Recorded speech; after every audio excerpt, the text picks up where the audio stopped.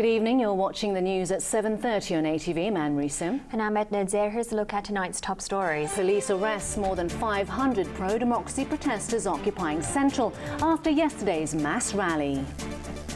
Security Minister justifies crackdown amid complaints about mistreatment of protesters. Public housing rents to go up by 10% from September with no waiver to soften the blow. Police have come under fire over their treatment of hundreds of pro-democracy protesters who were arrested this morning for staging a sit-in protest in Central. More than 500 protesters were physically removed from Chater Road and taken to the police college in Wong Chuk Hang, where they claimed they were denied food and water and access to lawyers. The overnight sit-in and the police crackdown have given Hong Kong a taste of what's to come if Occupy Central's planned blockade of the business hub goes ahead. After yesterday's mass rally for greater democracy, these protesters had camped out overnight on Chater Road, vowing not to leave until 8 this morning. They put up stiff but passive resistance when, at around 3 a.m, hundreds of police officers began removing them one by one. It was a trial run for the mostly student protesters looking to be part of Occupy Central's planned blockade of Hong Kong's business hub, as around 1,000 of them linked arms to make it difficult for police to take them away. Pan-Democrat lawmakers Lee Cheuk-yan and Albert Ho were among the first protesters carted off by officers and arrested. The crackdown was also a rehearsal for police preparing to tackle Occupy Central protests, and it continued until 8 a.m. as defiant activists were bundled onto buses, kicking and screaming. The police had warned protesters that failure to evacuate Central might end in arrest and prosecution. The sit-in on Chater Road began at midnight after an estimated 510,000 marched for genuine political reform. Activists from Scholarism and the Federation of Students, supported by others, went ahead with the radical protest, despite Occupy Central's core organisers saying the government should be given time to put forward a plan on how the 2017 election for the chief executive should be held. I hope it is now amply demonstrated to the public of Hong Kong how the Occupy Central movement can be implemented and practiced with peace and love. I certainly urge and call on the SAR government not to prosecute those who conducted a peaceful demonstration by a sit-in after the march yesterday. The protests threatened to disrupt traffic as people returned to work following yesterday's public holiday to mark the 17th anniversary of the handover. By around 8 a.m, some buildings in the area, including the HSBC headquarters, were ringed by barriers, although these were largely cleared as business resumed. The arrested activists were taken in buses to the Hong Kong Police College in Wong Chuk Hang, where supporters had gathered to cheer them on. It's the first time that the police training school was used to handle mass arrests. The Democratic Party protested outside the college over how the activists were being treated in detention, claiming they were denied food, water and toilet breaks. And more importantly, or equally important, is access to legal advice. Several teams of lawyers were standing ready to assist, but they had to wait for more than 3 hours before they were given access to the detainees. And I understand many of them inside the college now still have not been given access to the lawyers. And this is very, very reprehensible. Denying a person of the legal right of representation is very serious, a violation of his constitutional right. 9 lawyers there at Wong Chuk Hang confirmed to me that they have requested to meet their clients. They have put forward the full name and full ID numbers, which is a proper procedure. But they requested for 2.5 hours and still denied the chance to meet their clients. Jackie Hung, convener of the Civil Human Rights Front, which organised the July 1st rally, told reporters that her request for breakfast for the detainees was rejected because meals at the college are for police trainees only. Another group of more than 100 student protesters, led by Scholarism's Joshua Wong, also gathered outside the chief executive's office at Tamar overnight. They argued with police over where they could set up camp to wait for Leung Chun-ying to arrive for work at 8 a.m. Before dawn, they placed glow sticks on the gate and surrounding trees.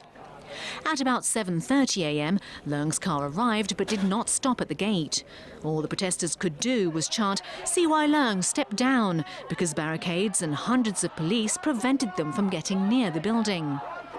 No arrests were made outside the chief executive's office, although the activists had not applied for a permit to protest there. Wong urged his fellow demonstrators to clean up the protest site before heading to the police college to support those who were arrested. The security minister has defended the police action, insisting it was justified and praising officers for showing restraint. The independent watchdog that monitors complaints against police praised both officers and protesters for exercising restraint. ATV's Arthur Urquiola reports. Did police use excessive force against protesters yesterday and early this morning? The issue was heavily debated today. We think the police had acted too roughly, and they used unjust force. And even during the demonstration, we saw on television the way they handled some of the protesters. The head of LegCo's security panel slammed police over the treatment of protesters when they were held at the police college in Wang Chukang. I received a complaint from an arrested person who complained to me directly at about 9:30. He is denied of food, water, and sleep, although he requested. It's only until 11:25 a.m. that he informed me that he was eventually have eaten the breakfast. Security Secretary Lai Tung-kwok insisted police had tried to negotiate with protesters before the clearing operation began. He stressed officers had to take action as the demonstrators were blocking a public road in one of the city's busiest areas.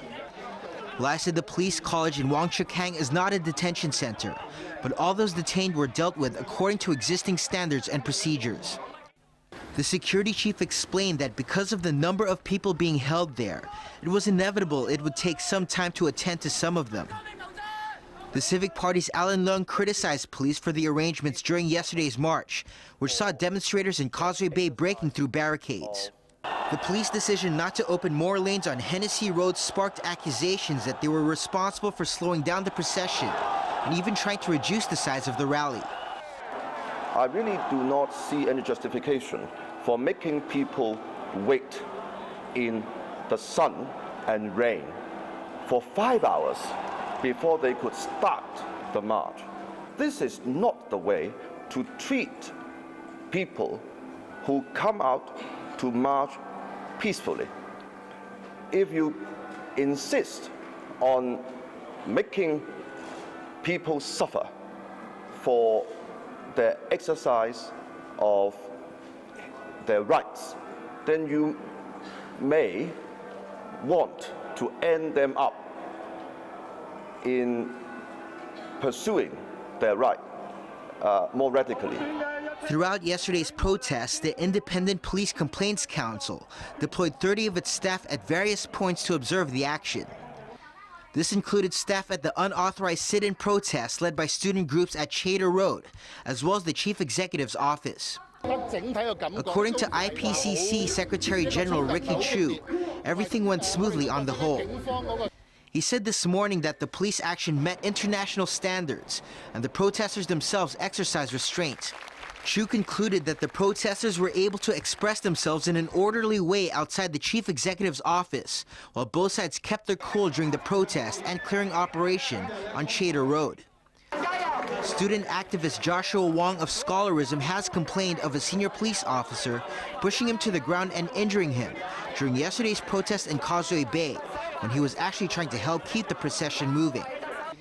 He has also claimed he overheard police discussing plans to use rubber bullets. The IPCC did receive 2 complaints from protesters, but the Secretary General said these were relatively minor and only related to officers being impolite. Chu noted that the force has the discretionary power to decide whether to open more roads during protests when deemed necessary.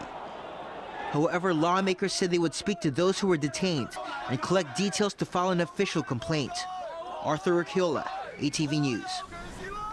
China has told the U.S. to stay out of Hong Kong's internal affairs after the State Department expressed support for yesterday's rally. But the pro-democracy camp has warned Beijing and the government against ignoring the wishes of the massive numbers who turned up for the rally.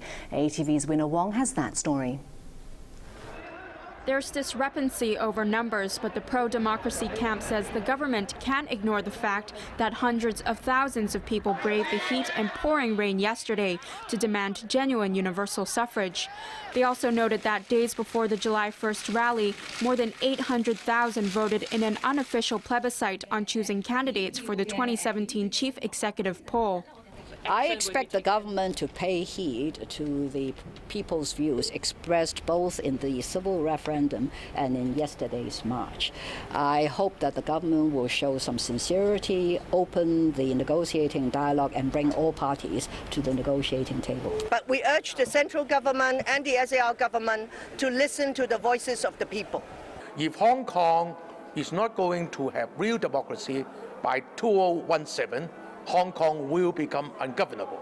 So I think this is a reality that those in power has to face. I should be optimistic, but then, you can only feel optimistic if the government is a responsible government. I just do not think that the current government is a responsible government. So I have to say that, I have to wait and see what kind of response the government would make in answer to so many people coming out onto the street yesterday. Organizers claim a record 510,000 marched for democracy yesterday, surpassing the turnout of 500,000 who protested against anti-subversion laws back in 2003.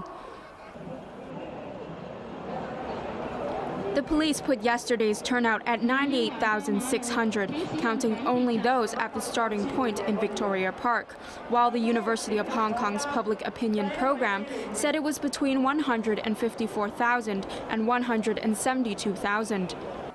Pro-government lawmaker Ann Chang of the DAB noted that the administration is facing a difficult situation. The government cannot do anything that contradicts the basic law, she said, referring to civil nomination for the 2017 election being ruled out. That's even though most of yesterday's marchers and voters in the referendum want ordinary people to be allowed to name chief executive candidates. With the world watching what's happening in Hong Kong, the U.S. government has spoken up. We believe that an open society with the highest possible degree of autonomy and governed by the rule of law is really essential for Hong Kong's stability and prosperity. I know details about the election process for the chief executive in 2017 are still being worked out, but we believe that the legitimacy of this person will be enhanced if universal suffrage is fulfilled and if the election provides a genuine choice of candidates that are representative of the voters well.